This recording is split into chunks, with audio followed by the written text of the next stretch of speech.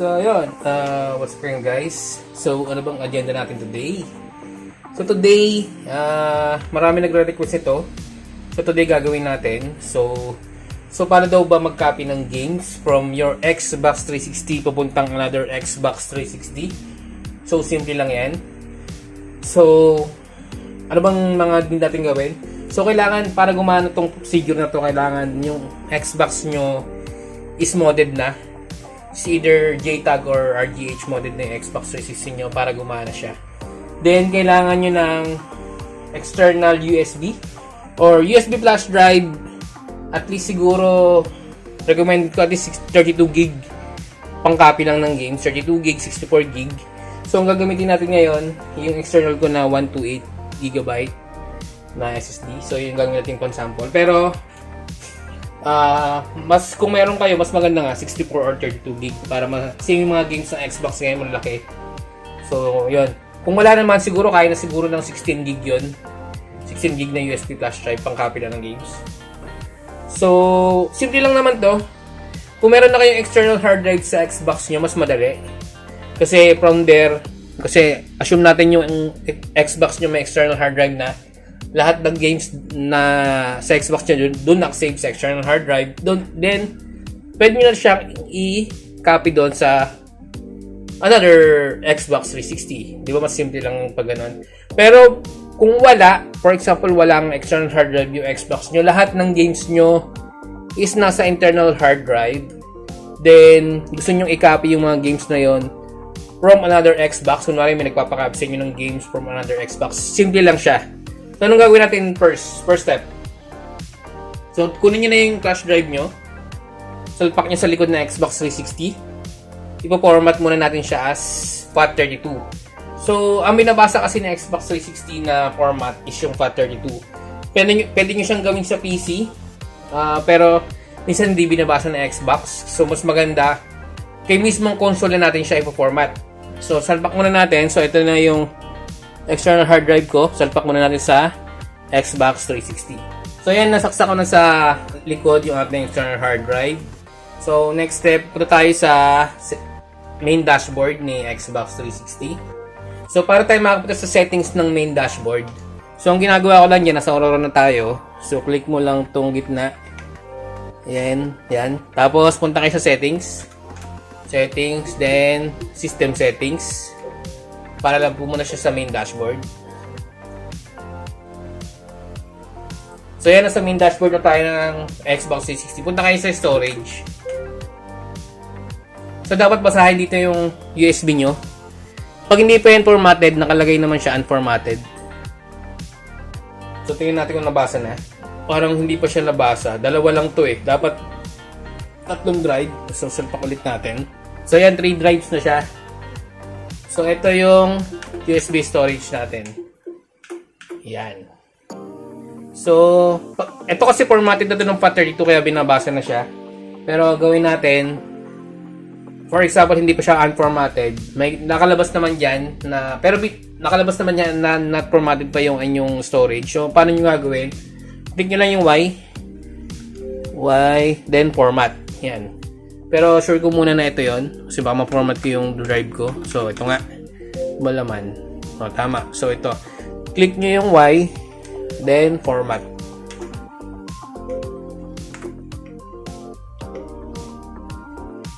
So, hintayin lang natin siya ma-format. So, yan. Formatted na siya. So, ngayon formatted na siya, babasahin na siya ng inyong Xbox 360.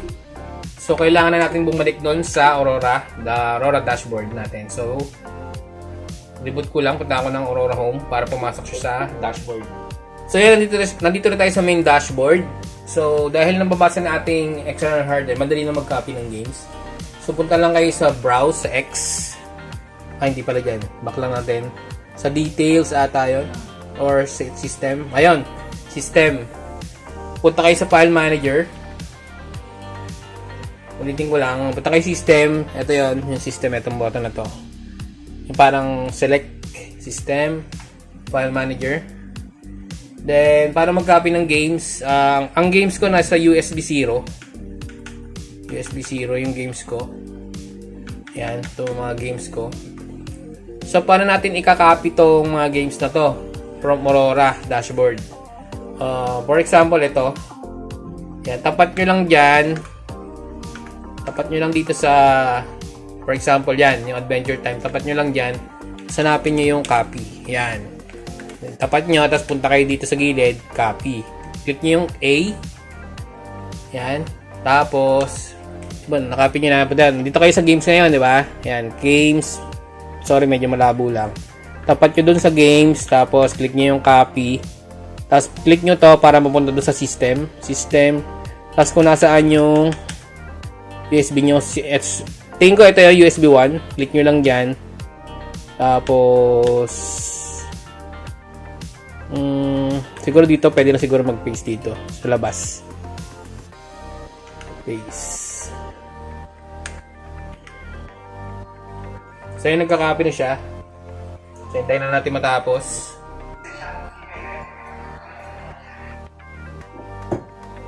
So, yan, na-copy na siya. So, ito na siya. Nasa labas na siya ng USB 1 natin, which is yung aking SSD na 128. So, copy pa tayo ng isa pa. So, punta ulit tayo sa games. Dito, click nyo lang to. L. Ayan, so pupunta siya sa games. Tapos, hanap pa kayo ng isa pa. Ito, Assassin's Creed. Then, punta kayo sa gilid. Yan. Tapos, hanapin nyo yung copy. Yan. Click nyo yung A. Copy. Yan, na-copy na siya. Then, punta kayo sa USB nyo.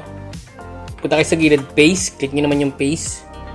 Para ma-paste dito sa labas natin, no? Ulitin natin, mali ata yung ginawa ko kanina. So, tayo sa games. Ito, Assassin's Creed. Copy natin to. Copy. Tapos balik tayo doon sa USB 1. Dito, tapos paste natin dito. Yes. So, yan, nagka-copy na siya. So, yun guys, natapos na. So, meron ka ng dalawang nakaping game. So, yan. So, ito, example lang naman to. So, kung gusto nyo mag-copy ng marami pang games, so, gawin nyo lang yung procedure na yan. So, paano natin siya makakopy doon sa another Xbox, modded Xbox. So, gagawin nyo, remove nyo na yung hard drive. Then, salpak nyo na doon sa isa pang model na Xbox 360. So, punta rin kayo. Balik na tayo. So, kunwari, ito na yung isang Xbox 360. So, punta kayo ulit doon sa system. System, File Manager. So, hanapin nyo lang yung yung yung USB nyo. For example, ito yung kanina. USB. So, yan. Click nyo lang yung, tapat nyo lang dyan sa games. Tapos, sa gilid, copy. Yan, nakopy na. So, balik, tapos i-copy natin doon sa external ko, which is USB 0. USB 0 games, punta tayo dyan. Tapos paste natin dito. Paste. Dahil meron siya, i-overwrite lang natin. Or para gawin natin ngayon. So para ano ba yung kinapin natin kanina? So labas lang tayo. File Manager. Ano ba yung delete lang natin yung games kanina na kinapin natin. So, Assassin's Creed saka Adventure Time. Dito sa games ko, delete lang natin yun. Assassin's Creed, ito, delete ko to. Tapat na lang yan, tapos delete yan. Tapat nyo yan, tapos delete. Delete lang natin yan. Pati yung Assassin's Creed, delete na natin yan. Delete. So, dahil wala na siya dyan, hindi na siya babasahin ng Xbox ko. Wala na dapat dito yan. Refresh lang natin. Details. Binabasa pa rin. So, reset natin. Tingnan natin kung babasahin pa rin ng Xbox. So, nandito pa rin siya. So, check na natin ulit. System, File Manager, USB 0, Games.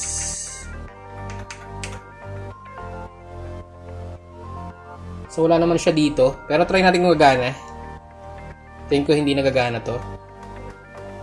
So, hindi na siya gumana, meaning deleted na siya sa Xbox ko. So, gano'n na. Punta tayo sa system. Copy nyo na ulit yung games. Ayan. File Manager. System. File Manager. So, dapat nakasalpak na yung USB nyo doon. So, ito yung USB kaninang pinagcopyhan natin. Ayan. Adventure Time. Copy lang natin. Copy. Tapos, punta kayo sa kabila. System. Punta kayo sa lalagyan kasi nakalagay yung mga games nyo. Sa akin USB 0 games. Yan dito. Paste ko na rito sa labas. Paste. Yan. Yan. Paste lang natin pati yung Assassin's Creed mamaya. Copy paste lang natin yan. Then, reboot. Pagka-reboot, test natin kung gagana na yung game. So yan, naka-copy na. Copy rin natin yung isa, yung Assassin's Creed kasi wala rito. So, balik lang natin. Yan, Assassin's Creed. Tapos copy. Tapat natin copy. Ito tayo doon. Tapos paste natin dito.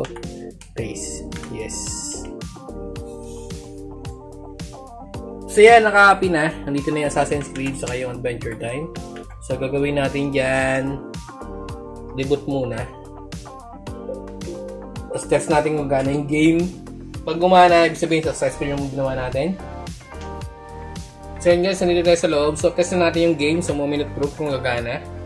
So ito muna. Dalawa yung kinapin natin kanina. Yung Adventure Time sa Assassin's Creed. So ito muna. Kung gagana. So yun guys, gumana siya. So test natin yung Assassin's Creed. So, test natin yung Assassin's Creed. So, yun guys, gumana rin. So, wag lang tayo. Gumana rin siya. So, yun guys, yung dalawang kinapi natin na games kanina, gumana naman siya.